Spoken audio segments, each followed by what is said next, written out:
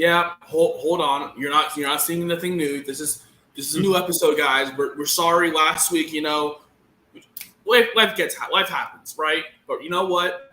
We're back. Hi, guys. Welcome to another episode of AKP Sports Talk.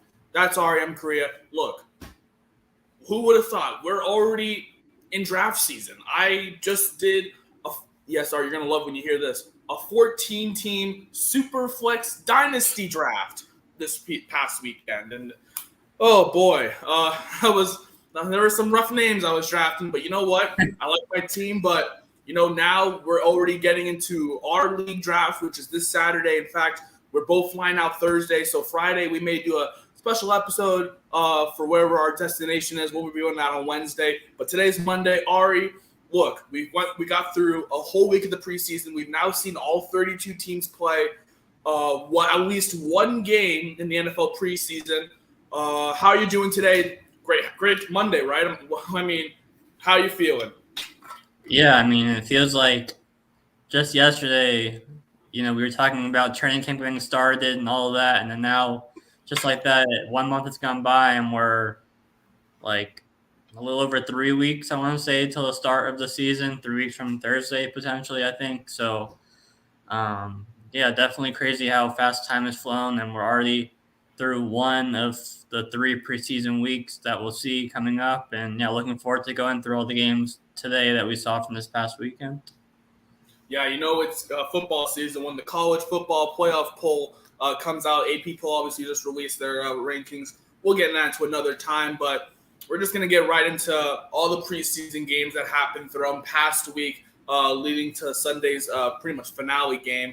We'll start with the first game. It was the Giants and the Patriots. It was the first game on Thursday.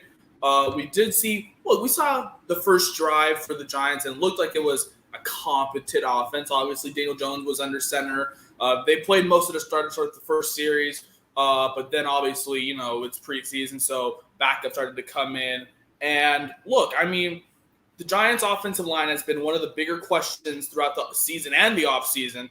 And, there were some plays where Saquon was breaking out. Giants did get the win 23-21, by the way. But, I mean, I would be remorse if I didn't talk about how Tyrod Taylor looked out there. Yes, it was against secondary, but he looked pretty decent. I mean, he completed 13-21, had over 120 yards and a touchdown completion. But, I mean, and then from the Patriots side, obviously didn't get to see any Mac Jones. A lot of the starters were resting as well. So we saw a lot of Bailey Zapp, the rookie out of Western Kentucky, and then Brian Hoyer, who is presumably the backup. So this is going to be pretty much a backup battle between the two quarterbacks over there. Ari, what did you like to see from either team from the Thursday's preseason matchup? Yeah, like you said, the Giants' offensive line looked at least competent, which is all we really need for Saquon Barkley to, do his thing. He had 4 carries for 13 yards. He had a couple nice carries that looked like he was going to break out for a little bit more. Daniel Jones had a couple of drives, 6 of 10, 69 yards. Maybe Tyrod Taylor puts a little bit more pressure on him, where if Jones struggles early in the year, maybe Taylor gets the opportunity to start under center.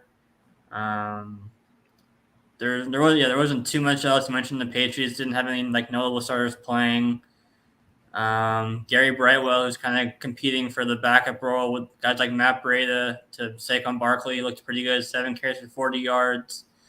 It was pretty cool. Both teams had a running back playing from Arizona, Brightwell, and then JJ Taylor for the Patriots, who could kind of take over kind of a James White role. I mean, I think we're kind of seeing Ramondre Stevenson kind of play more of the passing down role, but we saw Taylor at times last season, and sparingly. And so maybe Taylor plays some kind of change of pace third down role behind Harris and Stevenson. But yeah, I mean, outside of the 2 drives with Daniel Jones and then Barkley, I think Galladay had maybe 1 catch. But yeah, there wasn't too much in terms of kind of offensive fantasy football appeal outside of that in this game. Yeah, you pretty much mentioned it right there. You mentioned how, it's kind of a battle for the backup role between Strong and JJ Taylor, obviously to back up Harris, which you mentioned. Stevenson's going to be more involved in the passing game. for that Patriots offense. And then you mentioned, right there, Giants offense, looking a little more offensive line, looking a little more competent, but it's early in the preseason, so we don't really know. And you mentioned, Kenny Golladay didn't really, have any great fantasy numbers as well, but there was a little bit of an overthrow, I believe, on that first drive from Daniel Jones. So that could be a sign where they're still working out that chemistry because, now Kenny Golladay is entering year 2 with the Giants. And after a horrendous first year with that team, coming from a organization like the Lions where he was receiving the ball a lot, was that number one receiver, to see him fall off.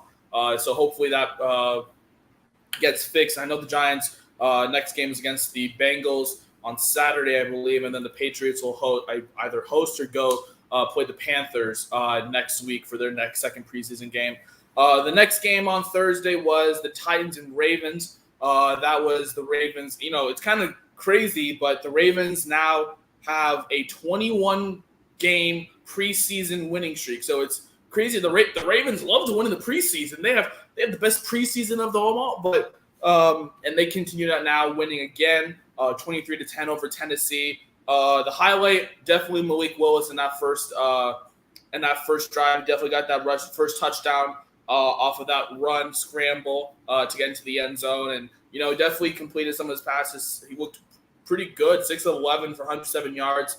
So that was great to see. A lot of people have been wondering what Malik Willis's role is going to be now that obviously Ryan Tannehill is obviously going to be the starting quarterback for this Titans team, but trying to see where Malik Willis fits. And definitely he has that mobile ability to, scramble. Like it could be like a Derek Carr, Marcus Mariota situation where, Ryan Tannehill would pass downfield, get to maybe the 3, 4, 5 yard line, and then Malik Willis can take it in from there. So that's definitely something to note right there. From the Ravens side, we saw a great game from Tyler Huntley. He went 16 of 18, I believe, 109 yards and a touchdown. So, Tyler Huntley is kind of cementing himself in that backup role. He played decently well when Lamar Jackson went down, and now it's kind of definitely a bigger, definitely one of the more intriguing things to look at this preseason, the Baltimore quarterback race, because Lamar Jackson obviously in contract disputes, and we don't really know whether or not he may hold out. Obviously, he set the deadline for week 1, but who knows if the Ravens are going to give him money, so that potentially may be a holdout, and you're going to have to rely on someone, and it looks like Tyler Huntley is going to be in that role. I mean, Brett Hundley, shout out to Brett Hundley. He only completed a couple passes, but, Tyler Huntley was kind of the story of the game.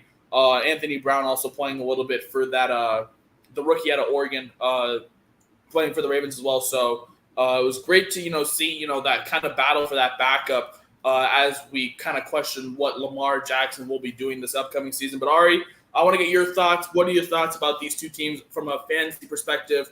What do you like from Willis, and what do you kind of make of this kind of quarterback battle that may potentially be for the starting job? Yeah, it's good to see Willis get that rush touchdown. That's definitely one of the bigger appeals of him as a player is his mobility and dual threat ability.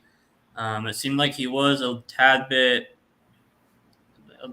hesitant. It seemed like at times, from what I saw, he played, I believe, the entire first half. I believe. He had pretty good numbers, but what I liked a lot about him coming out of college was his arm strength as well as mobility. So hopefully we see him let it loose a little bit more in the next game for the Titans. There's no Robert Woods. Treylon Burks had 1 target, so there wasn't too much to take away from him. Obviously no Derrick Henry. We saw, Hassan Haskins, who's probably going to be the backup, have some run, 6 carries.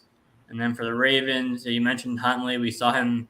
He was pretty good, at least what you can expect from a backup when Lamar missed last season. So he should keep that role. Obviously, no Dobbins, no Gus Edwards. The battle for the number 2 spot with Edwards likely out for the beginning of the season between Mike Davis and Tyler Beatty.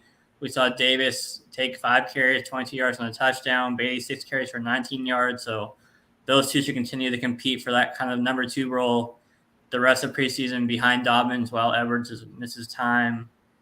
And then that's about it. There's no Andrews, no Bateman, nothing really receiver-wise for Baltimore. So, yeah. Yeah, we mentioned this is early preseason, so we're not going to see a lot of the stars like Derrick Henry. We'll probably see a lot of those coming up in these next 2 weeks as we head into the final weeks of the preseason. A lot of coaches and players, either fighting for roster spots, just kind of fine tuning for the starters coming up. So we'll probably see a lot more of those. But yeah, definitely, I agree with you. Willis, did look a little hesitant in that game, but obviously that comes with him being a rookie. It's his first NFL game, first game at the big level. Against it at a professional team, so nerves are kind of to be expected. But at the same time, showing out, he has that ability to run and scramble. So definitely was impressive. But I think that just comes with more time and more experience. I mean, you look at the Ravens, yeah, no Mark Andrews, no Dobbins, no obviously Lamar Jackson hasn't even shown up yet, and just nothing from the receiver side to really notice. You did mention the battle between Davis and Beatty to kind of be that number two, since Gus Edwards is still fighting that ACL tear that took him out for the previous season, and he is still not meeting the setbacks, or not the setbacks, the set marks that he has set or the team has set. So definitely a big battle there to see. So definitely kind of close, but we'll monitor that. As Titans, obviously, they be playing the Buccaneers on Saturday next week, and then the Ravens, they go to play Arizona on Sunday next week. But now we're getting into the games that happened on Friday. We're first going to start with the Falcons and Lions. We got to see the debuts of Aiden Hutchinson and Desmond Ridder. That was a big story, and especially, more in on Desmond Ridder. He led that Falcons team to the late victory over the Lions on that game-winning touchdown, 27-23 win in Detroit. Ridder, his numbers were, pretty kind of not great, but pretty average. He only completed barely 50% of his passes, only 10 of 22 for 103 yards and 2 touchdowns.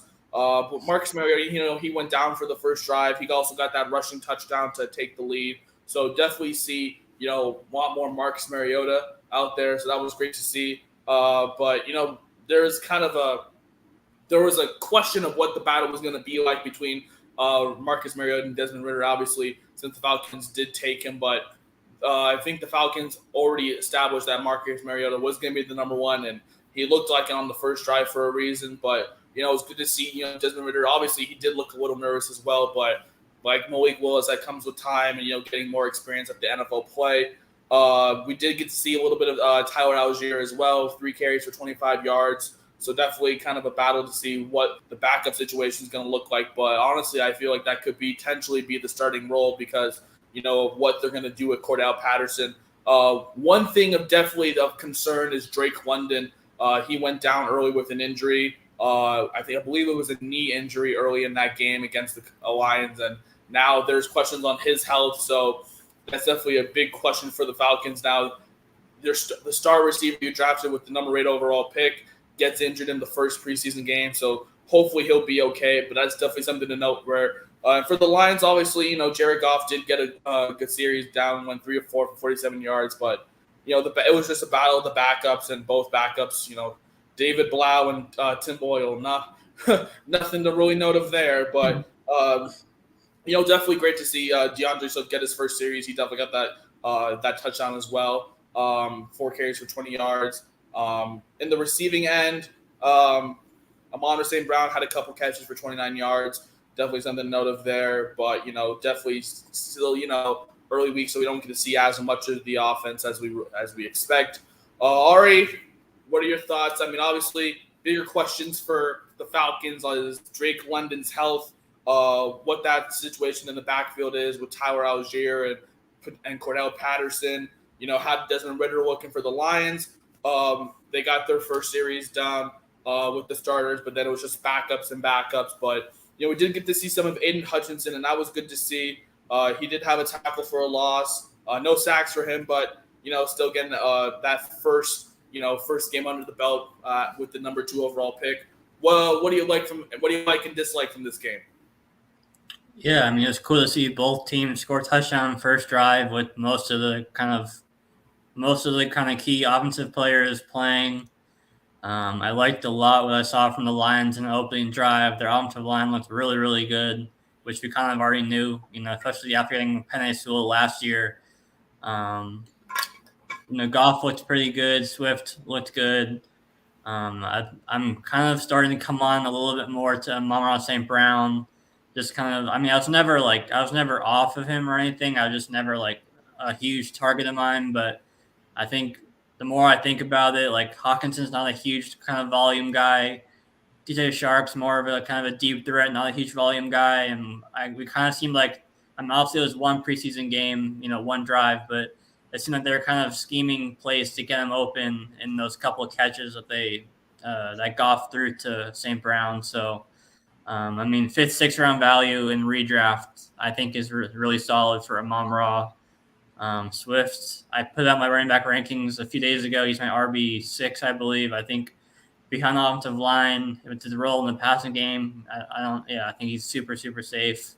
There is, some slight injury risk. I think he was his groin last year, but putting that to the side, I think just when he's on the field, I think he's going to have a super high floor with a high ceiling, just given his involvement in the passing game.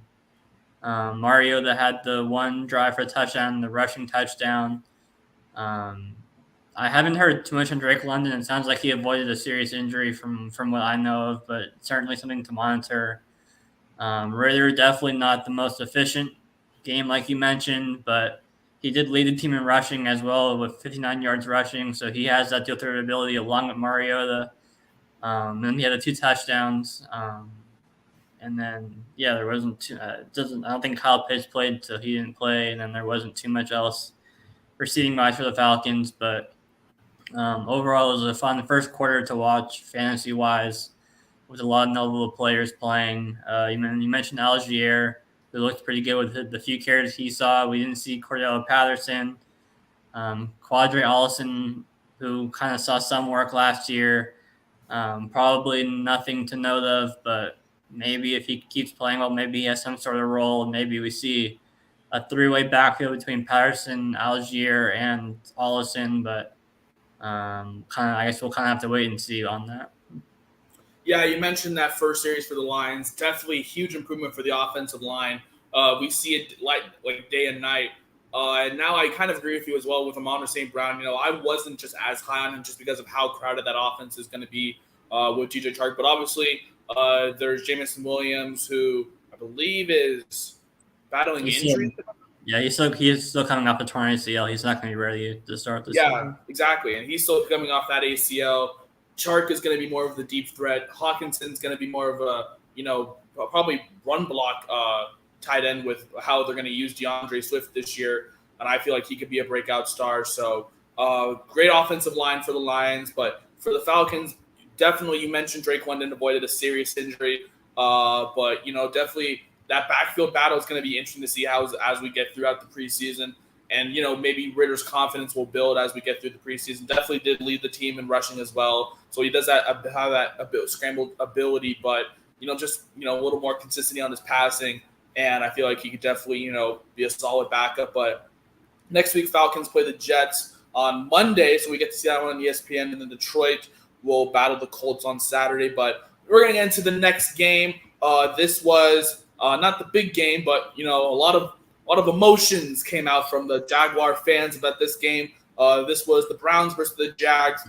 This was the first game for Deshaun Watson coming back pretty much since his whole scandal unleashed and him obviously not playing his own game last year, but now moving to Cleveland. And his first game, he did not look impressive one bit. He went 1 for 5 on that first drive for 7 yards, only had one completion. I think right now is still obviously experiencing it was 3 drives, 1 for 5. Oh yeah, 3 drives, but still horrible, only completing 1 of 5 passes for 7 yards. Definitely, I'm not going to say it played a huge foil, but obviously the Jaguar fans booing, rightfully so, and expressing their emotions to Deshaun Watson definitely may have played a role in his ability to throw the ball. So. But we did get to see the backups. Definitely got to see a lot of Joshua Dobbs as well as Josh Rosen, who thought I'd never say that name again. But, they pretty much battled for that second spot. Obviously, not second, probably third, considering that Jacoby Brissett is kind of in line to be that backup. But Now there's obviously been rumors of Jimmy Garoppolo linked to the Browns if Deshaun Watson's suspension holds on throughout the whole season. So we'll have to update you as we get more information on that. In terms of the receivers, obviously we didn't get to see any Amari Cooper. We got to see a little bit of Felton, Demetric Felton out of UCLA, only having a target, but nothing really standing out offensively for the pass game. Along with the run game, no Nick Chubb or Kareem Hunt. Interesting, Kareem Hunt obviously wanting that trade request, he put it in, but the Browns immediately declined. So that's something to note as well for people, trying to see some late value in Kareem Hunt. Definitely some negotiations going on between him and the organization, which could lead to definitely some frustrations, but nothing really offensively for the Browns. They did get the win, though, 24-13 over the Jaguars. But then you look at the Jags, we got to see Travis Etienne, which was great. His first game in the NFL ever before coming in last year, but obliterating his knee in the preseason. Did not even get to see a single snap. So good to see him coming back this year, fully healthy for this offense, and we can see how he's going to be playing a huge role. Obviously, had a breakout run for 12 yards. That was great to see. Trevor Lawrence, his first game in the preseason, only completed 50% of his passes. He did have a touchdown, though, but still nothing great to see out of this quarterback class for the Jags. Literally, all three of them could combine barely past 50% of their passes completion. So that should tell you how rocky it is for the Jaguars quarterback situation. But I feel like Trevor Lawrence will probably smooth that out as the preseason goes on. In terms of this receiving core, we did maybe Zay Jones, maybe as a late flyer. No Christian Kirk, we didn't get to see any of him, but it's good to see Zay Jones. Obviously, Evan Ingram had that sole touchdown for the Jags from Trevor Lawrence early in the first quarter off of a 9-yard pass. So right now, kind of more Deshaun Watson situation, kind of looking at that, see what the Browns kind of do. For the Jags, they're still trying to figure things out on that offensive line. Definitely one of the bigger struggles for them last year, heading into this year. Heading into their second preseason game, now taking their second loss. Ari, what were your thoughts on this game? From not just from the Browns, but also from the Jaguars. Definitely some concerning signs as they head into their third and final preseason, I believe. Third. Excuse me. They have four because I forgot they played the Hall of Fame game. So they've had two preseason games now. They got two more, and it just looks like that offensive line is still a big struggle. Ari, what are your thoughts? Yeah, I mean, I'll start off with Cleveland. Obviously, Watson, you mentioned 1 for 5. He definitely looks a little bit rusty. Maybe the booze getting to him a little bit. Obviously, we don't know that, but we'll see if he can. I assume he'll play a second game as well, so we'll see if he can look better in the second game. You mentioned no Nick Chubb or Kareem Hunt. Hunt has the trade request. I don't think it guarantees he'll get traded, but it's possible, so we'll have to see.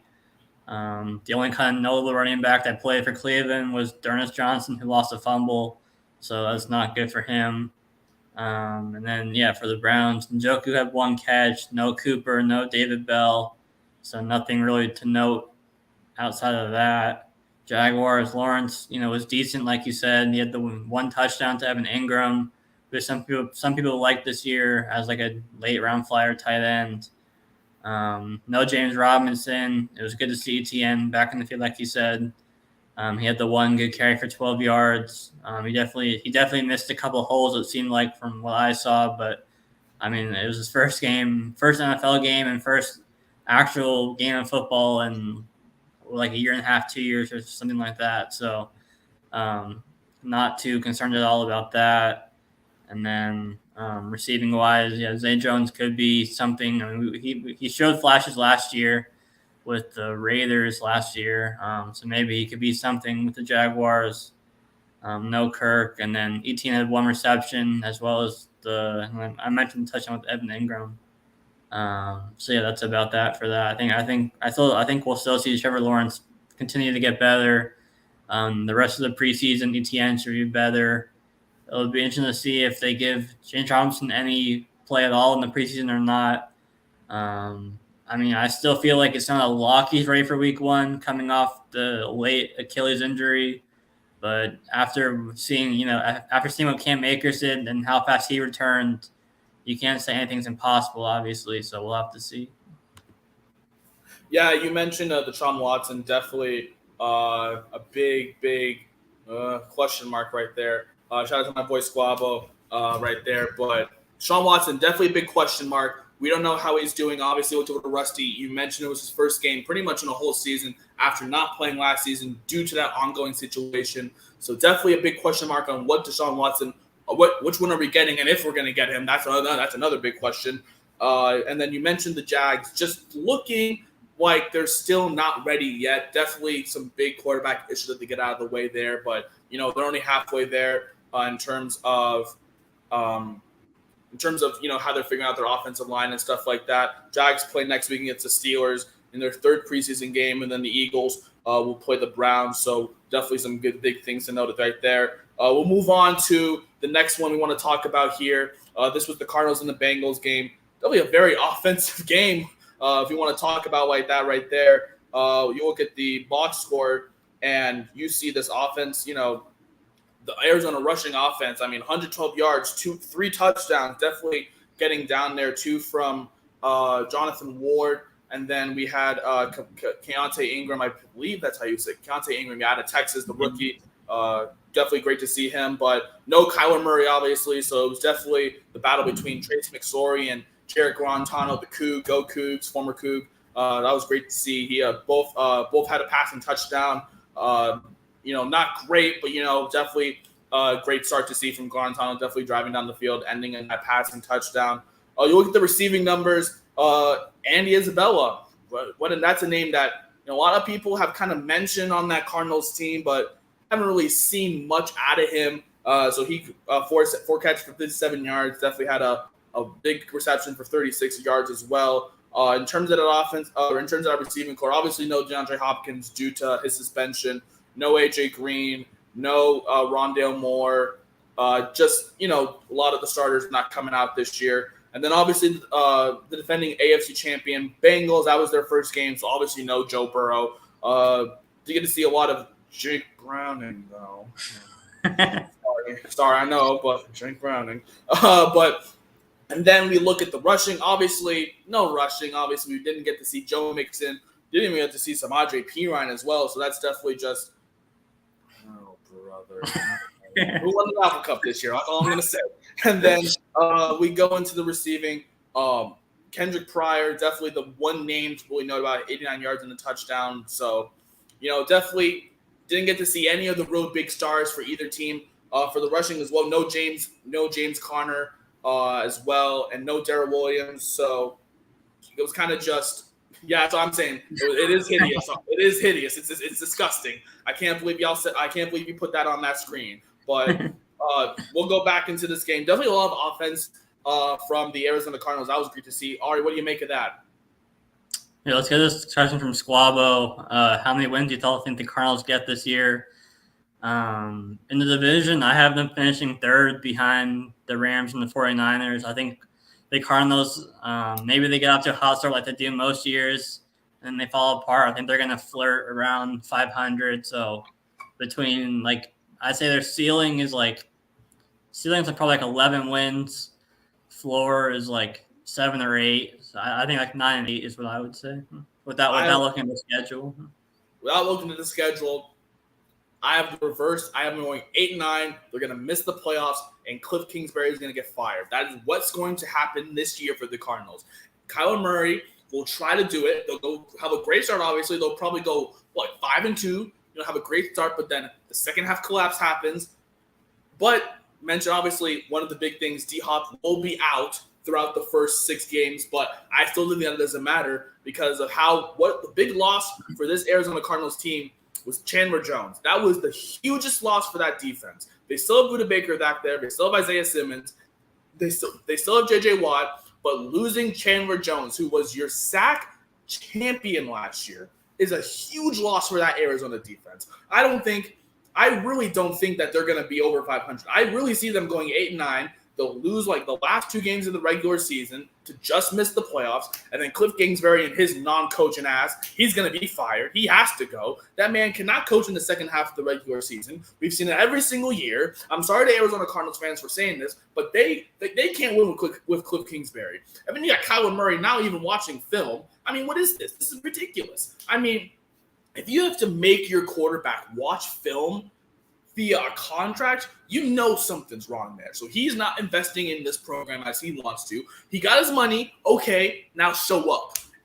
We see what Kyler Murray can do, but Cliff Kingsbury is the reason this team loses every single year, and I feel like it's going to happen again. They went from, starting out 7-0 to finishing 11-6 and losing in a horrible fashion to the Super Bowl champion LA Rams on the road.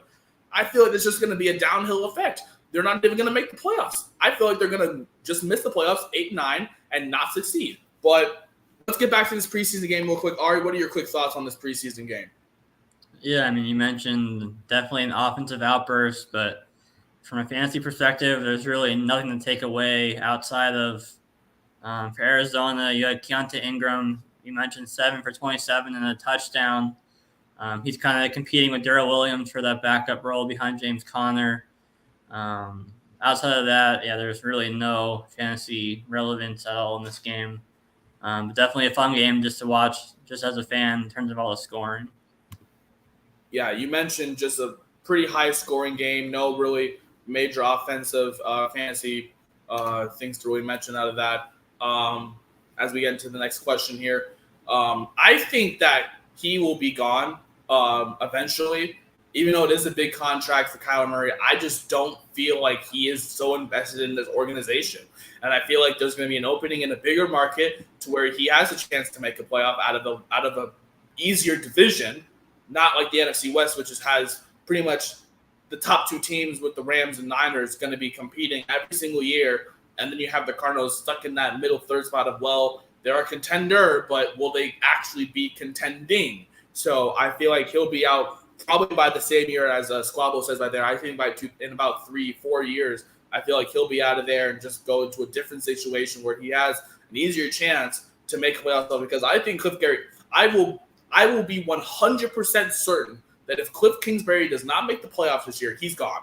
So that gives him 3 years to work with a new head coach. And if they don't make the playoffs or have any success in those 3 years, then I think Kyler Murray has to go. So I definitely agree with that. I think he's gonna be gone by the year 2026 in a better market, in a better situation to where it's better for him because he only cares about is him right now. And nothing wrong with that because he is a great quarterback. But I feel like if he's not investing in the team, then the team's not going to invest in him in the future. They're investing in him now because obviously he's him right now. But what is he going to be like in 4 years? That's a big question. Ari, what are your thoughts? No, yeah, I mean, I definitely agree that Kingsbury's going to be gone first, and he's going to be gone after this season if they don't make the playoffs. To which point, if he is gone, I think it will definitely depend on the new coach and, how he messaged with Kyler Murray. I think, yeah, I agree. If they keep going this kind of same direction where they kind of have a good start and then a bad finish, then he's definitely going to be gone by 25 or 26, but that's kind of been Kingsbury's track record dating back to Texas Tech, not so much Kyler Murray. So we'll kind of have to see how Kyler maybe changes his play style, but just kind of how the overall team changes, with the fresh start at head coach. So we'll kind of have to wait and see on that. Yeah, I definitely agree with that right there.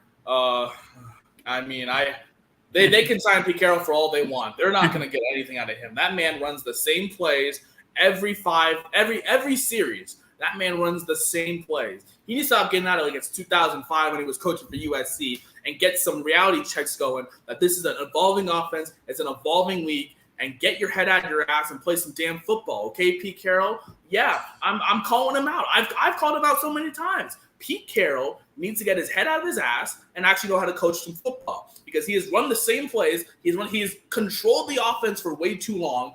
I like what Shane Waldron can do with this team. You know what? We'll get into the Seahawks later. We're going to get into the Jets and Eagles right now. Jets, big issue. Zach Wilson goes down in that in one of the first drives that he had.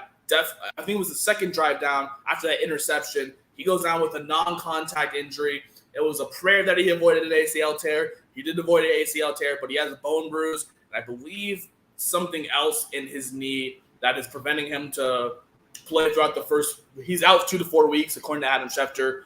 So huge loss for the Jets. But I just want to quickly shout out Calvin Jackson Jr., another Coug.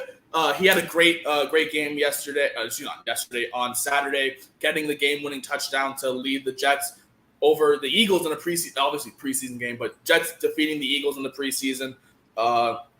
Definitely not really a lot of fantasy things to really point out here, except Michael Carter had 3 carries for 5 yards. Excuse me. We had Lamichael Pirine pretty much being the power back. 10 carries for 51 yards. He had a 14-yard run. And then the quarterback play. Let's move on to the Eagles. Jalen Hurts, he looked great on his first drive. He had a perfect QBR rating. He went 6 for 6, 80 yards down the field, finished with Dallas Goedert. This is what Eagles fans have been waiting for. They've been waiting for this offense to turn from a run-heavy offense to a pass-heavy offense. They are throwing the ball, slinging it downfield, and now it's coming to full force. Dallas Goedert ended up getting that touchdown in the end. That was great to see. Other than him, obviously not really that much fantasy note. Sanders had a couple catches for 20 yards. No rushing, so obviously still not really as much in the running offense as we expected. But that was pretty much dominated by Jason Huntley out of New Mexico State. Great to see Gardner Minshew, another coup right there. Have some great play today in that game. 8 of 12 for 81 yards, and then also on the ground, 3 carries for 11 yards. So definitely cementing himself as the backup for Jalen Hurts right now. But other than that, nothing really else to note. Obviously, one thing that happened, Arcega-Whiteside traded after that preseason game to Seattle for Ugo Amadi. So that's, one, not really a see you later, but it's kind of interesting, obviously, with Arcega-Whiteside because the Eagles could have drafted him or DK Metcalf. You know what happened there. So after one preseason game, we have the lows of the Jets, obviously almost losing Zach Wilson for potentially the whole season. Luckily, only out 2 to 4 weeks, so he'll be coming back probably by week 1 or week 2, hopefully, fully healthy. But there was also rumors of Jimmy G linked to the Jets, obviously, to be a forward for Zach Wilson. But it looks like he'll be okay. So maybe the Jets will have to have week 1 against the Ravens where they won't have their star quarterback, which is definitely something to note. And then the Eagles, on the other hand, the rise of that passing offense. We were talking about how this offense is changing, and it looks like it's changing in the right direction. So, Ari, what are your thoughts on this first week between the Jets and the Eagles in preseason? Yeah, starting with the Jets, you mentioned he had the bad interception the first drive, and then just watching the replay over and over of the injury, it seemed like you immediately think of ACL when you see a non-contact knee injury. So definitely good to hear that he avoided that, and maybe he misses a week or 2 in the regular season. But obviously, anything like that is better than the whole season. Jets backfield, we saw Breece Hall a little bit, 5 carries, 15 yards. And then Michael Carter, 3 carries, 5 yards. So a little bit of action from them, but not too much. The passing game for the Jets, Conklin had 3 catches. He could kind of be a sneaky deep league tight end for the Jets. There wasn't too much else fantasy-wise for the Jets receiving. I get Elijah Moore caught 1 pass. Garrett Wilson caught 2 passes, so a little bit from them. And then, you mentioned the one drive. I think it was just one drive for Hurts. That was pretty much as well as it could have gone with 80 yards on a touchdown. And I don't even think he had A.J. Brown playing in that game. In the backfield, there is really no notable running back that saw a carry for the Eagles between Miles Sanders, Kenneth Gainwell, Boston Scott, who figured to kind of be the top 3. Sanders did catch 2 passes, which is kind of interesting because he did play. He didn't see a carry. But he caught 2 passes and then Goddard caught the touchdown from Jalen Hurts. But, yeah, we definitely should see a step forward in Jalen Hurts' progression as a passer. Just another year of experience, and then getting kind of the alpha wide receiver one with AJ Brown, and then Devontae Smith taking a step forward in his game, and then Goddard still being there. So it should be a pretty fun offense to watch with the Eagles this year. Yeah, that was that. Yeah, you mentioned that offense for the Eagles. It's definitely going to be a lot more exciting. And you mentioned no A.J. Brown on that first drive. So great to see Jalen Hurts coming out and actually playing the quarterback position as he's supposed to be. 6 of 6, 80, just driving down the field. I mean, it's against the Jets, obviously, but still, driving down the field, completing all his passes. That definitely is a drive that you definitely would love to see if you're any quarterback right there. Obviously, no running back play for that. No, not running back play. No notable running back out of that Philadelphia Eagles backfield to really keep an eye on. We're still talking about Miles Sanders and Kenneth Gainwell coming out of there. For the Jets, obviously, Breece Hall definitely had 5 carries, 15 yards. So, definitely, Jets definitely will see him as the 3-down back as they kind of expect it to be. But, there's still some names in that backfield: Michael Carter, Michael P. Ryan. Definitely a lot of names in that backfield, which can make it a little more complicated. But, we'll see what the Jets do now that Zach Wilson is going to probably be missing week 1 with that injury. We'll see how they really use that offensive attack now to really to benefit them now that they'll have to use either, I believe it's Mike White, who's the backup. Or Joe Flacco, yeah. Oh, yeah, Joe Flacco, excuse me. But, I mean, that's not really an upgrade when you really say it out loud. But besides that, we'll see what the Jets do to counteract their offensive struggles now that they will have to rely on Joe Flacco potentially for week 1. But then the final game of the Saturday, it was the Packers and Niners. And look, let's just get into it. It was the Trey Lance show. Trey Lance, first drive, 76-yard bomb to Danny Gray. Who? But still, it was the Trey Lance show. He finished 4 for 5, 92 yards and a touchdown. Perfect passer rating as well. You could not ask for anything better from him. Obviously, if this is Trey Lance's team, the Niners have backed this. They're counting on him. This is his team now. Jimmy G is not even in the picture. Jimmy G is practicing by himself because he is not practicing with the Niners team. So this is Trey Lance's team, and he proved it. He had a great opening drive.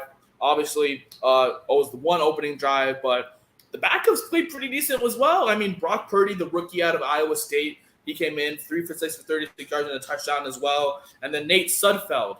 Who? Exactly. He went 8 of 11, 103 yards and a touchdown as well. We look at this rushing attack. Trey Lance only had a 1 carry for 7 yards, obviously on his 1 drive. But, Trey Sermon's also been back there. There's still Elijah Mitchell, who's going to probably be the lead back. And then, definitely all the backups that we've talked about, probably Jermichael Hasty as well, Davis Price as well, the rookie. So definitely some names to really keep an eye on for the backup in case Elijah Mitchell goes down, because the Niners running back core has always had some kind of injuries with their backs. But then offensively, obviously, in the passing game, no Deebo Samuel, of course, and no George Kittle. But we did get to see Ray McLeod, have a pretty decent game, and then Danny Gray on that big 76-yard reception. Those are pretty much the 2 really highlights for the Niners. And for the Packers, it was basically Jordan Love, because Aaron Rodgers is not playing, obviously, and Jordan Love, he did not look great at all. Let's just get right into that. He did not look good. This is the quarterback you took in the first round. I believe that you made a mistake. He went 13 to 24, two touchdowns and 3 picks, 2 to the same guy. Just bad. Not a good game for him. And then Danny Etling, he comes out of LSU. He came out of LSU. He comes in. He goes 6 for 8 of 123 yards and a touchdown. So he looked way better than Jordan Love. But obviously Jordan Love was, probably was playing the majority of that game because he is the backup. But I gotta say, he looked absolutely horrible in that game. Definitely not consistent at all. And he's already had that experience, so definitely not a good sign if you're a Packers fan, relying on him as your backup. Great to see Romeo Dubs out of Nevada. Is it Dubes or Dubs? I'm sorry, I don't know how to pronounce his last name. I think Dubes, I believe. Dubes.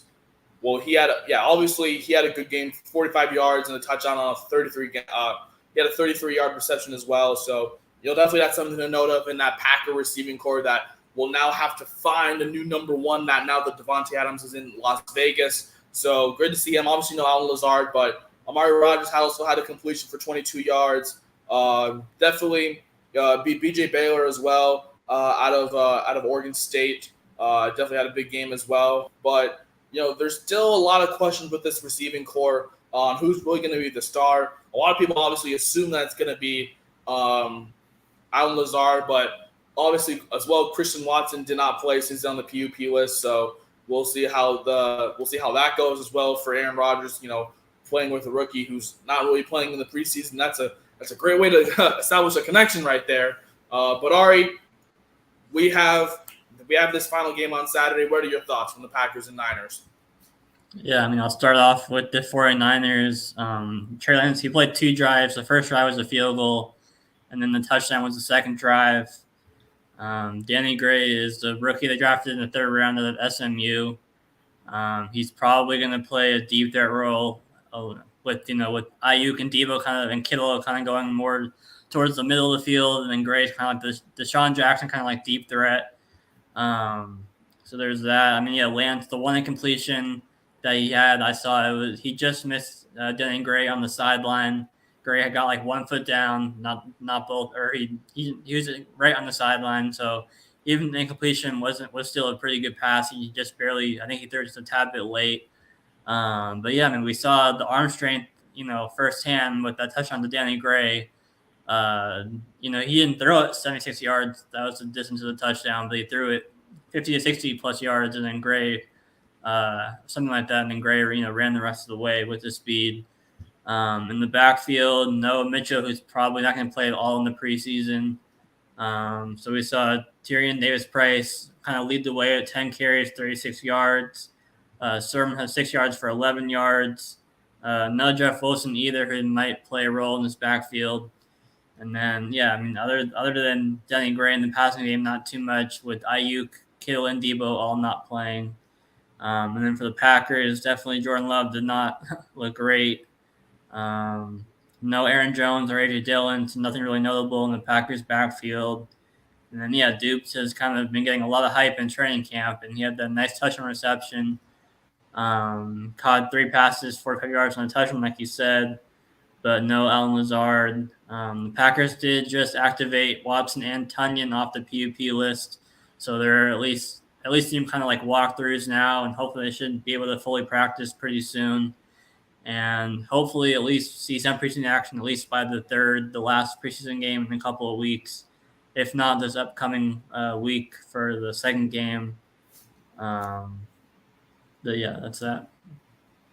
Yeah, I definitely agree with you on both points right there from both the Niners and Packers. Let's just get right into Saturday as we head into the next preseason game. This is early Saturday morning between the Chiefs and the Bears. Bears got the win over the Chiefs 19-14. We didn't get to see that much of Patrick Mahomes, but what we saw of him, it's just good old Patrick Mahomes.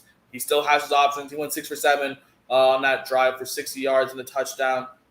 Great pass right there to Travis Kelce. So we did get to see a little bit of Travis Kelce.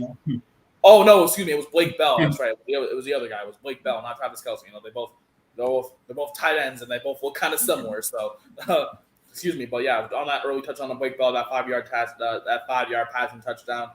Great to see out of Mahomes. Definitely still has his options, whether I'd rather Tyreek Hill is there or not.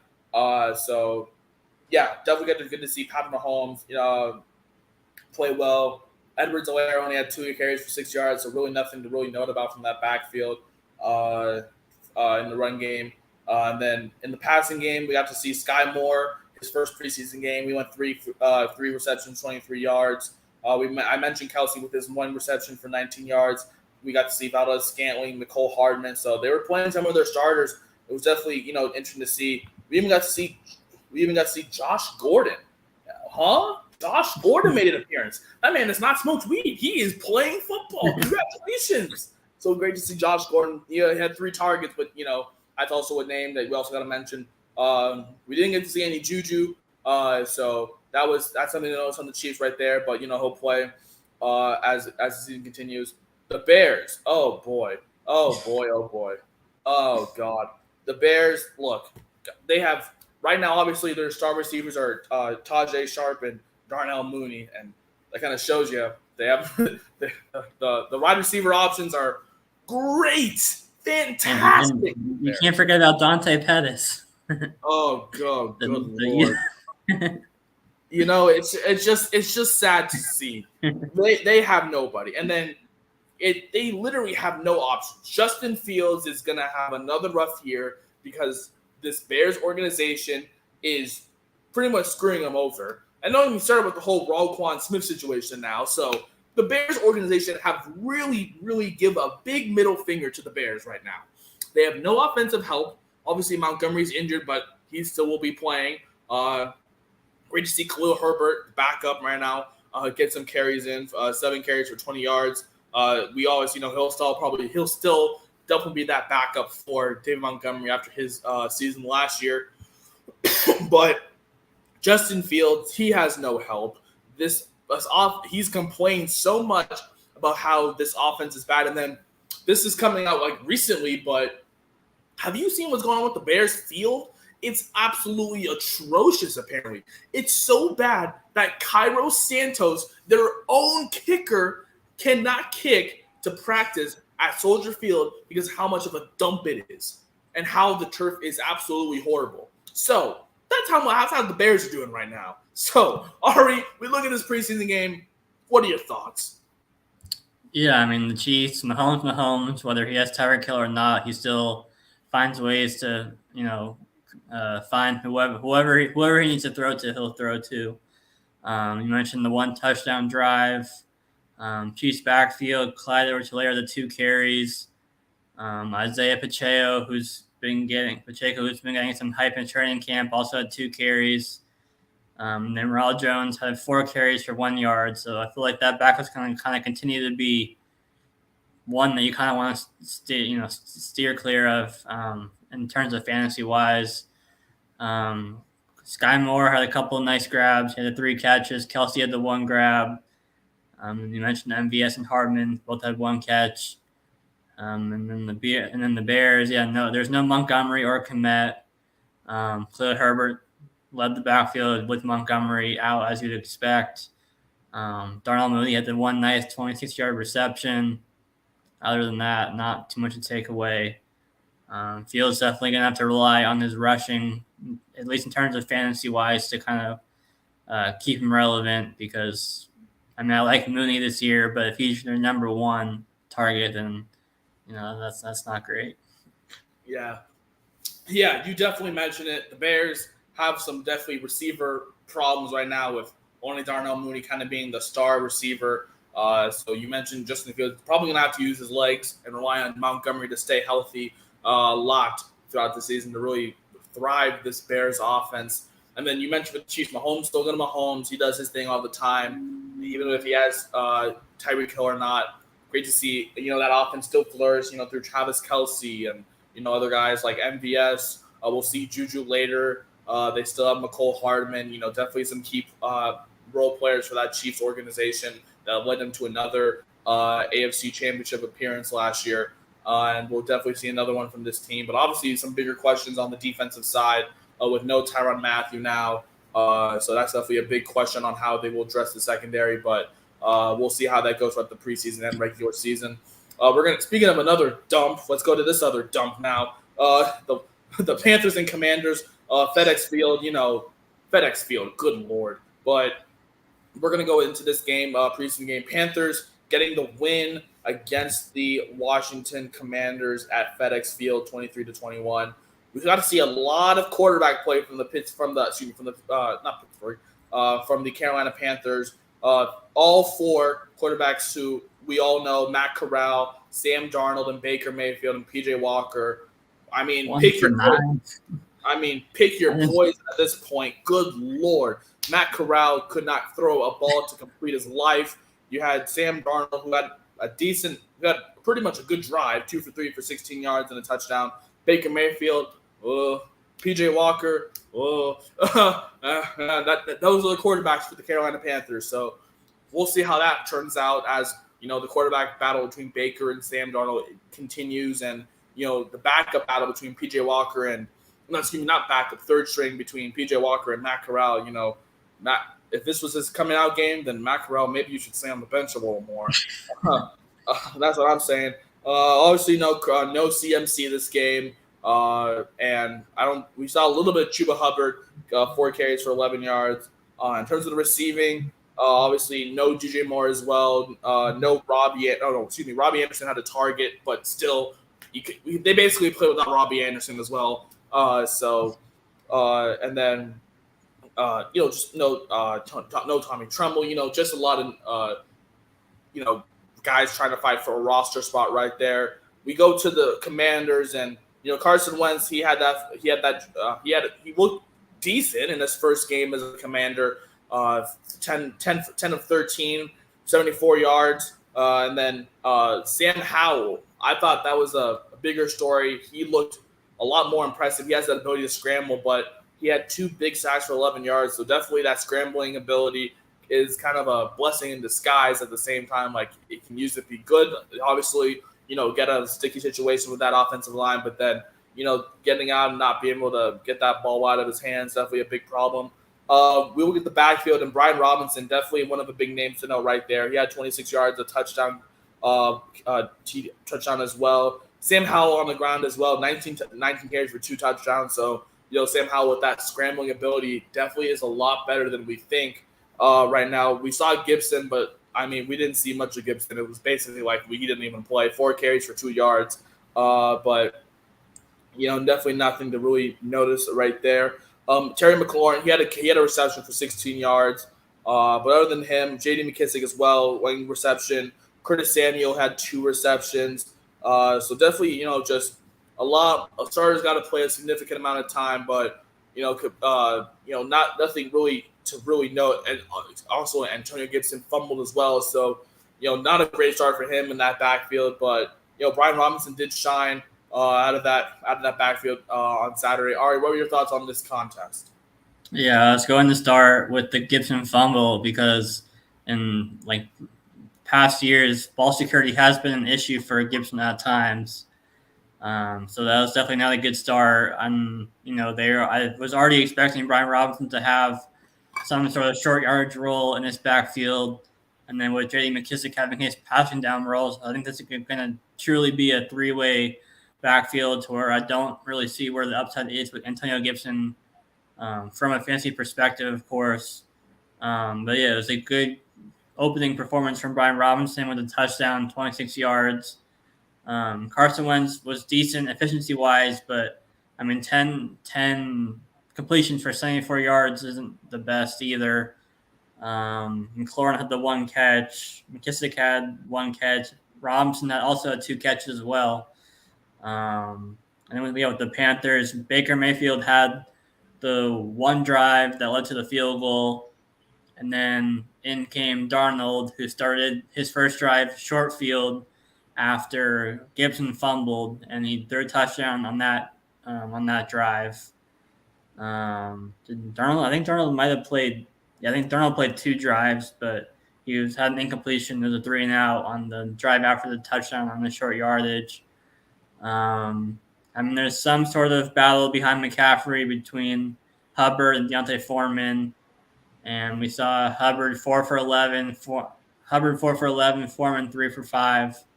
So not much from either of them, but they should probably continue, or they could both have a role behind McCaffrey as well as a possibility. But yeah, definitely a pretty underwhelming game for the most part from a lot of underwhelming quarterbacks, playing in this game on both sides. But it's good to see Brian Robinson show out because I think he can be a pretty good short yardage back for Washington. And if anything happens to Gibson where he has to miss time, I think Robinson could be pretty good in that early down role for the Commanders. Yeah, I definitely agree with you on Antonio Gibson. Definitely one of his biggest struggles is ball security. Already fumbling once in this game. Definitely not a good sign heading into the regular season. But definitely great to see Brian Robinson kind of break out and, definitely kind of be that solid backup that the Commanders are potentially looking for now that they don't have to use J.D. McKissick as the backup, or since he's better in passing situations anyway. But yeah, and then you mentioned the quarterback play from both teams, pretty subpar. But working out the kinks still as they both head into their second games into the preseason. The next game I want to get into is coming. I believe, the Colts and Bills. I mean, we got to see a lot of Matt Ryan, his debut as a Indianapolis Colts. Kind of weird, Yeah, Indianapolis Colts. They've had Phillip Rivers and then Carson Wentz, and now they have Matt Ryan. They just love their white quarterbacks. I will tell you what. I mean, woo! But I mean, definitely the four quarterbacks that played, all have something in common, all white, but that's another story. But Sam Ellinger for the Colts definitely had a big game. He completed 10 11 passes, 88 yards, 2 touchdowns. Great game for him, but he got sacked twice. So that's something a big concern is there. Something to note as well, but he'll be probably fighting for that third string as the backup now. Nick Foles, he had a pretty decent game as well. He did throw a pick, but he had a touchdown, finished 7-11 for 72 yards. So, not great, but not bad. Same for Matt Ryan, the presumed starter in his debut. He went 6-10 for 58 yards. So, nothing to really note about there. And then Jack Cohen, the rookie out of Notre Dame, not just no, 1 to 5. He didn't have any passing yards. Let's just stop.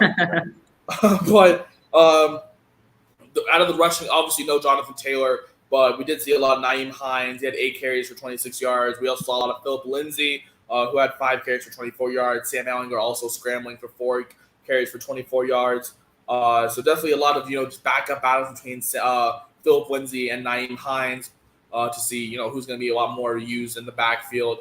And then receiving wise, Pittman definitely led this team 2 receptions for 30 yards. So definitely leading this team in terms of just receiving yards. We did get to see, we got to see Alec Pierce out of Cincinnati. We got to see how he would do. He had 2 receptions for 27 yards. We got to see Desmond Patman go Cougs one more time, 1 reception for 18 yards. Just definitely passing to a bunch of people in this game for the Indianapolis, for the Colts, trying to battle in this one and throughout this one.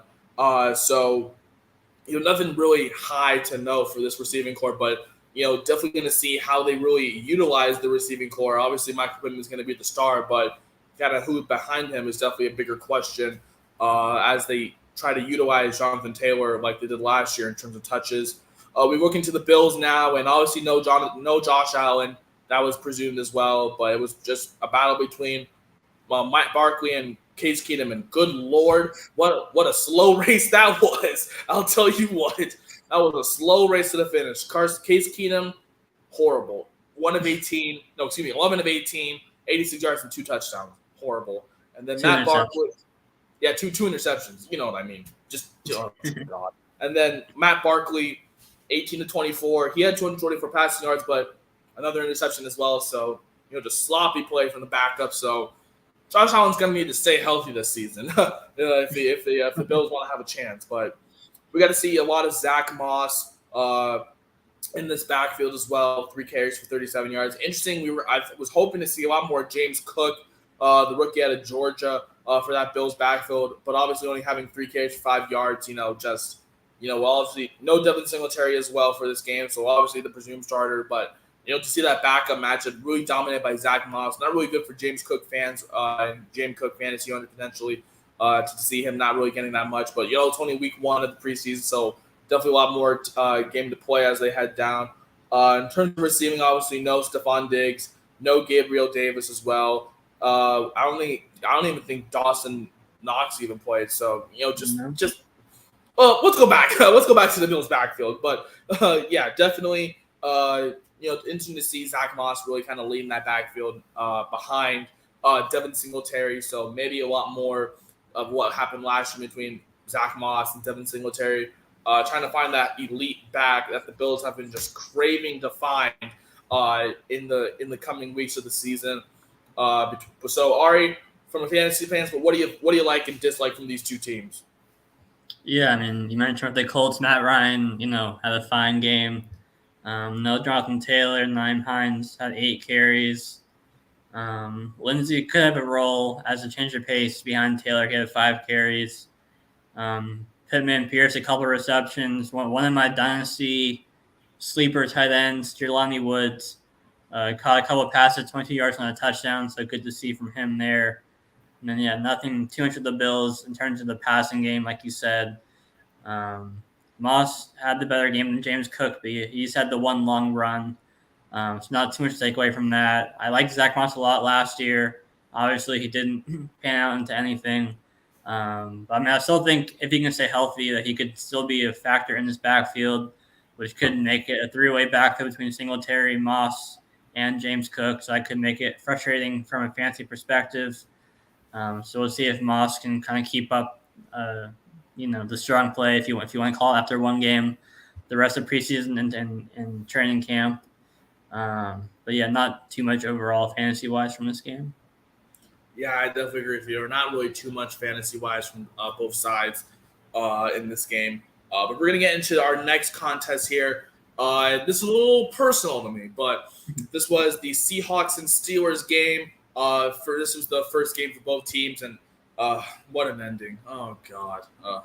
So obviously it was a tight game both ways. Really much back and forth in terms of the offense, and then this just the ending was, oh good Lord. So obviously Kenny Pickett and that offense try to go down the field on fourth down. They get stopped by Boy Mafe, the rookie that the Seahawks selected, and then the very next play, Drew Lock is in the backfield and he gets absolutely hit from behind. He didn't even see it coming, fumbles the ball. Steelers recover it, and then they go down the field. And with 3 seconds left, Kenny Pickett throws. I forgot to who it was to get the game-winning score. I believe it was Tyler Vaughn. Excuse me, it was Tyler Vaughn. Yeah, the game-winning touchdown with 3 seconds left, 24-yard pass. Seahawks lose on the road, 32-25. Offensively, it was great to see. And pretty much the one thing from the Seahawks camp is who the hell is going to be the starting quarterback? And I honestly, personally would say that Drew Lock had the way better game. Yes, he did come up a little short in that last drive, but he didn't see that blindside coming. That was just a little bit of a blocking mishap in terms of the offensive line, but definitely a great game from Drew Lock, in my opinion. He went 1 of 15 for 102 and 2 touchdowns. Geno Smith played throughout the whole first half, and 10 of 15. The offense was okay, but it didn't really get going under him, so that was definitely something to really note about. I feel like Drew Lock definitely had the better game. In terms of the backfield, we got to see a little bit of Kenneth Walker, 5 carries for 19 yards on that first drive. And then it was pretty much just the DJ Dallas show until he got injured, but we'll see how he is going as we get more information on his injury. But still, he was kind of leading that backfield along with Travis Homer. It was pretty much those two. And then receiving-wise, obviously no DK Metcalf, no Tyler Lockett, but we did get to see Noah Fant a little bit, 2 receptions for 20 yards. Not really much else to really note from this offense from the receiving side. But then we look at the Pittsburgh Steelers, and definitely a big quarterback question between the three of them. Mitchell Trubisky, he went 4 for 7. He was the starter for 63 yards and a touchdown. He looked pretty good. And then Mason Rudolph went 9 of 15 for 93 yards and a touchdown. His one touchdown was to the menace himself, George Pickens. That dude's gonna bully people. I'm sorry, this dude. I feel like George Pickens is in the NFL to strictly just bully people. He is a bully, and I love it. He just bullies people. This man does not care. He will bully you until he gets the ball in his hands. That's it. Did you see? I forget who it was, but he shoved one of the Seahawks corners. Did you see that? I forget who it was. Yeah, I saw that. I was like, that's going to be a great season for the Seahawks. This man got shoved down. I think it was a blocking play. George Pickens just absolutely shoved him into the next universe. And then Kenny Pickett, he looked really good. Obviously, Steelers fans were chanting Kenny, obviously, because his hometown boy went to the University of Pittsburgh, now playing for the Steelers. He went 13 of 15 for 95 yards and 2 touchdowns. So he had a great game as well. But out of the backfield, obviously no Najee. So we got to see a lot more of Anthony McFarland. And then in the receiving game, we obviously mentioned George Pickens. He definitely was kind of the star on that offense, along with I don't know how to say this last name. Gunnar Ols, something Polish. Sorry to all my Polish friends out there. I don't know how to pronounce that, but he also had 3 receptions, 47 yards. Pittsburgh offense looked pretty good without Najee Harris, without Deontay Johnson, without Chase Claypool. Ari, what do you think? The Steelers right now, they look pretty good. Honestly, for us, we have a little more personal interest for the Seahawks. I'll let you just get into that right now. What do you think? Yeah, I mean, with the Seahawks, I agree that, Locke looked a little bit better. Gino had the one rushing touchdown kind of late in the half after a lot of nothing leading up to that. But then Locke opened up the second half with a touchdown drive. So, but obviously, that was more so the backups than what Gino was going up against. So I'm kind of hoping to see Drew Locke get the first run in the next game to kind of face more of the starters for him. Um, we didn't see Rashad Penny. He's kind of banged up. Kenneth Walker had a few nice runs, 5 for 19. Did Dallas get hurt? I didn't see that. Did he get hurt late in the game, or was it okay? Because he had a big game, 10 for 73, and he had the touchdown reception. So I mean, obviously everyone in the fantasy world is talking about Penny and Walker, and Dallas is like, I'm still here. So we saw both him and Homer, have roles last year, albeit it was a super banged up Seahawks backfield for most of the season as well. And then, I mean, not too much in the receiving. I mentioned no Metcalf or Lockett. Fan had a couple of nice catches.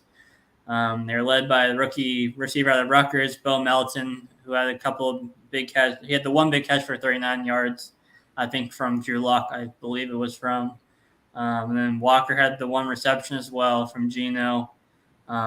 Still a pretty tight quarterback battle, I think, between Locke and Gino. Though I think will probably come down to the last preseason game until we kind of know for sure who the starter will be week 1. And no matter who it is, the other one will probably get an opportunity as well early in the season, unless the starter kind of runs away with it early in the season. On the Steelers side, definitely impressive play by all their quarterbacks, Trubisky, Rudolph, and Pickett. Trubisky had the opening touchdown drive. Pickett ended with 2 touchdowns, and then Rudolph in the middle. I believe Rudolph is the one that threw the touchdown pass to Pickens, I believe. No Najee, but McFarland, maybe we see, because last year there's Najee and really nobody else between Snell and McFarland that had a major role. So maybe we see McFarland have a slightly bigger role, as we've heard reports of the Steelers wanting to lighten Najee's work a little bit. So maybe we see McFarland have a bigger role than he had last year. I don't think by any Snell played in this game, but other than Pickens, not too much. In the Steelers receiving core, no Deontay, Claypool, no Freiermuth. So that's about it for the Steelers receiving wise. I still think Deontay's going to be the number 1.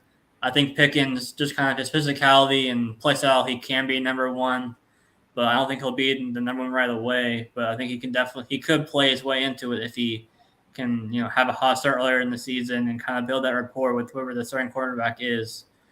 So we'll kind of have to monitor that, but yeah. Yeah, I definitely agree with you on all those points. Let's quickly move on to the next game we have here. The Dolphins played the Bucs, and oh no, what a late miss! It was just it was sad to see, but obviously late miss field goal for the Tampa Bay Buccaneers cost them this game. It was, I believe, a 49-yarder. I don't even know the last name of this guy, but we know he's not making the team now, so sorry for him. Oh well, but definitely didn't get to see any Tua from this game. For Miami passing wise, it was all Skylar Thompson out of Kansas State. He looked pretty decent. He went 20 of 28 for 218 yards and a passing touchdown as well. So good to see him.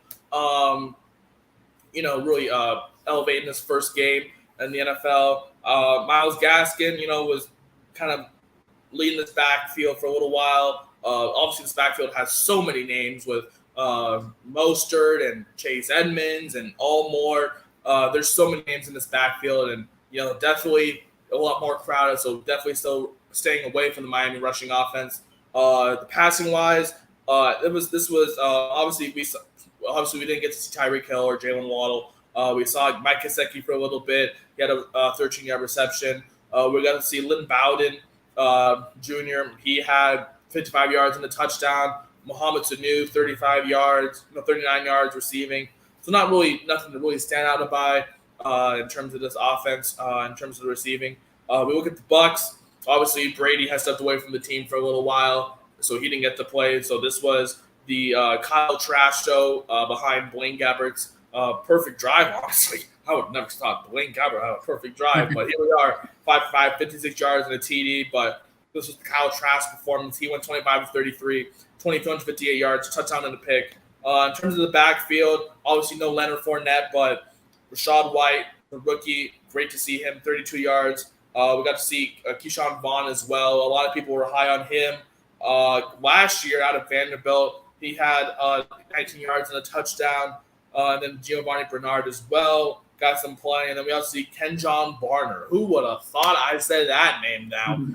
So definitely just trying to see who's going to be the backup behind Leonard Fournette. It looks like Rashad White's leading that charge right now. Once again, receiving-wise, obviously we didn't get to see any of the stars. No Mike Evans, no Chris Godwin. We got to see Howard Johnson, a lot of him.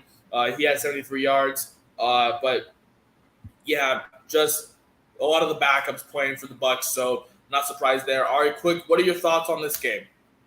Yeah, I mean, outside of Rashad White, he looked pretty good. Not much fantasy relevance here. You mentioned no Tua, no Brady, no Tyreek, no Waddle. The entire Bucs receiving core is hurt right now. Evans, Gage both have hamstring issues. And then obviously Godwin's coming off ACL tear. I like Tyler Johnson a lot as a prospect coming out of Minnesota, I believe. So it's good to see him do well. We've seen flashes from him at times last year. No Julio either. So, yeah, not too much other than Rashad White looking pretty good.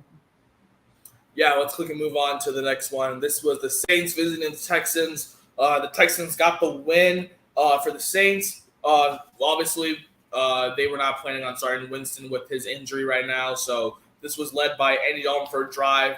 5 for 5, 51 yards and a touchdown. Great to see for him. The former Bear last year. And then it was kind of the backup right there, Ian Book. Let's move on from Ian Book. He had a rough game. He got sacked 5 times. It was not fun for him. The rushing running back, obviously, Alvin Kamara and Mark Ingram did not play, so really not much fantasy. It's really noteworthy. Abram Smith, obviously, kind of lead back for the Saints in that game against the Texans. Receiving-wise, obviously, no Michael Thomas. We got to see Chris Olave. He had 1 reception for 4 yards. That's really about it. And then, obviously, we didn't get to see Jarvis Landry as well. So, just out of that, really not that much value. Marquez Callaway, kind of the former number 1 last year since they had no options. 1 reception for 19 yards. Really nothing else to really note from that offense for the Saints. For the Texans, we got to see a little bit of Davis Mills, but then it was just Jeff Driscoll coming in, and good Lord, let's just move on from that. Rushing-wise, it was pretty much just shown by Dameon Pierce. A lot of people are high on him. I'm high on him as well. I feel like he has the potential to be the starter over Marlon Mack just because of how much upside he brings versus Marlon Mack, who is very limited and just has not played so much football in the past seasons with the Colts and now on the Texans. So definitely great to see Dameon Pierce go for five carries for 49 yards. So definitely has that huge upside that you and I have been kind of clamoring for this Texans offensive backfield. Not really having anyone, but now finding someone else to kind of, be that lead back. And then in terms of receiving, obviously, no Brandon Cooks, and that's pretty much it for receiving. So, definitely not that many options for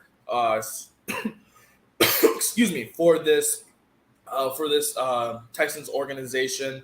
So, Ari, what are your quick thoughts on this this game between the Saints and Texans? Yeah, no Winston, like you said, no Kamara, no Ingram. You mentioned Smith, but we saw Tony Jones get some run last year when Kamara was hurt, and so maybe Ingram isn't the clear if Kamara is suspended, which sounds like he won't be this season, but let's just say he is, or he misses time for whatever reason, and maybe Tony Jones shares the role with Ingram, as a lead back in that situation. Nothing really receiving wise outside of Marquez Callaway catching 1 pass. And then Houston Mills had the 1 drive where he threw 3 passes. He completed them all. Good to see Dameon Pierce. He had the one huge 20-yard run. He looked pretty good. Mack had a few carries as well. It sounds like Pierce probably will lead this backfield potentially week 1. But I mean, either way, I feel like there's not a huge ton of upside in the passing game for him. So he might be a little bit touchdown dependent or big play dependent.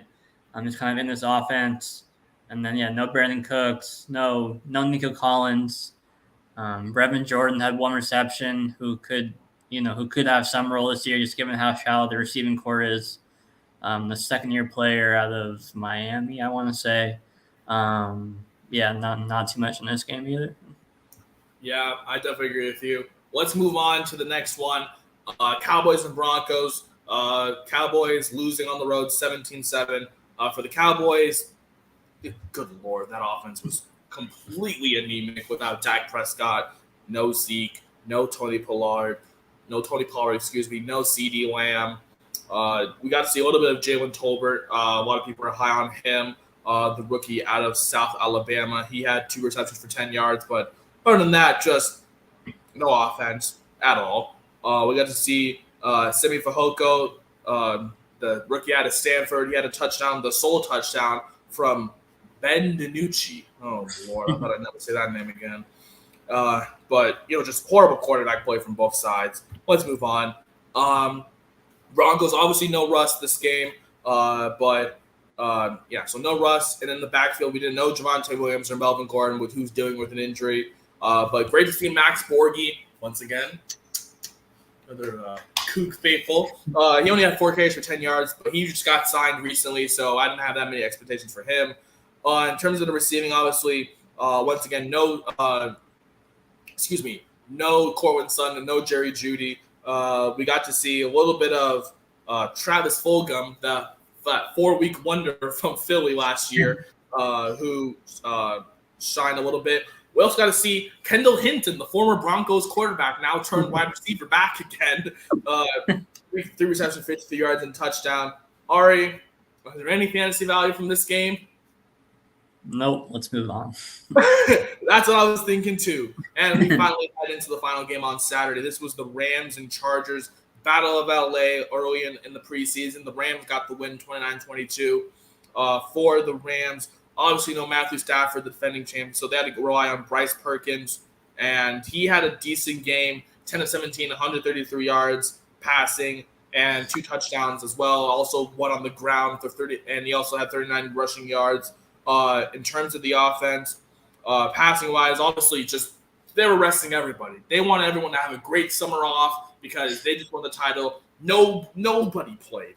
But they got the star of Montana State, Lance McCutcheon, who had a pretty nice catch, mossing 2 defenders. That was a great catch over the Chargers defense there. But like I said, just no offensive stars, no Matt Stafford, no Cooper Kupp, no Cam Akers, no Allen Robinson, just resting everybody. No Tyler Higbee.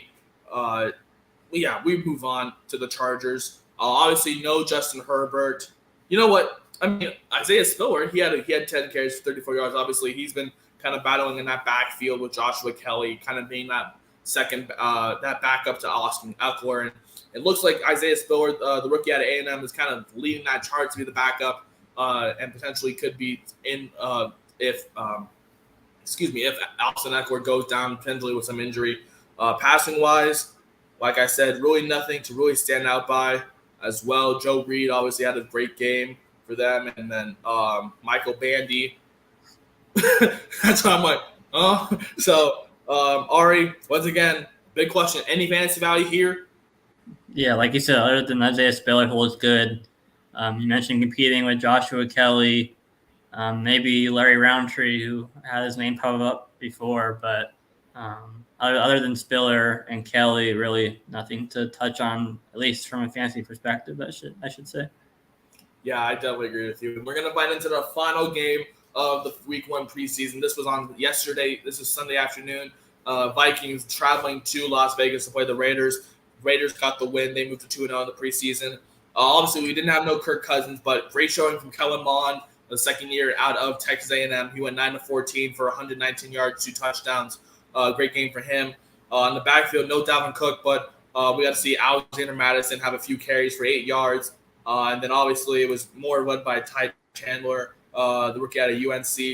And obviously receiving-wise, once again, no Justin Jefferson, no Adam Thielen. Obviously, I don't think Irv Smith Jr. even played as well. We got to see a little bit of KJ Osborne, but I mean, not much fantasy value coming from the Vikings this game. I mean, for the Raiders, obviously we didn't get to see no Derek Carr again. It was a battle between Chase Garbers, the rookie out of Cal, Jared Stidham, and Nick Mullins. Oh boy, what a trio that is! I mean, the star of the show probably would have to be Nick Mullins, 7 of 9, 94 yards and a touchdown. Not really much quarterback value there. Running back as well. This time we did not get to see Josh Jacobs, which was a surprise from last week. No Josh Jacobs this week. So definitely a quiet week for the game. We got to see Brittain Brown, the rookie out of UCLA, pretty much get a majority of the carries on the ground. And then once again in the receiving core, no Devontae Adams. I don't even think Hunter Renfrow played again. No Darren Waller. Just a quiet game offensively.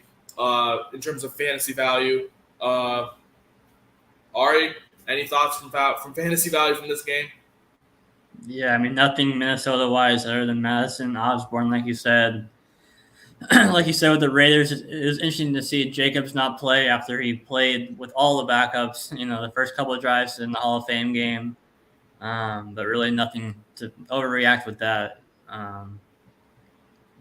Drake and Zamir White had a handful of carries, but other than that, nothing else fantasy-wise in this game. Yeah, I definitely agree with you. We're going to see a lot more fantasy value probably coming out in this next wave of preseason games this coming week. Just kicking off with our own Seahawks. They play on Thursday against the Bears, and the Bears. So this hopefully should be a win for Seattle this week. But we'll kick off another week of preseason on Thursday. On Wednesday, we're going to do another mock draft. As one more before we both leave for our destination, which I'm also telling you now, we're going to nasty Nashville, baby. We are going to Nashville. I am so hyped. We're going to be in person. We'll probably have a podcast on Friday. We'll see what it's going to be looking like. We're going to be together, so there's going to be just two of us, but for the other guys in our league, we may have a special guest or special guests come on the show, but expect that on Friday. But Wednesday, we're going to have one more mock draft. So peep that. We will be posting online as well.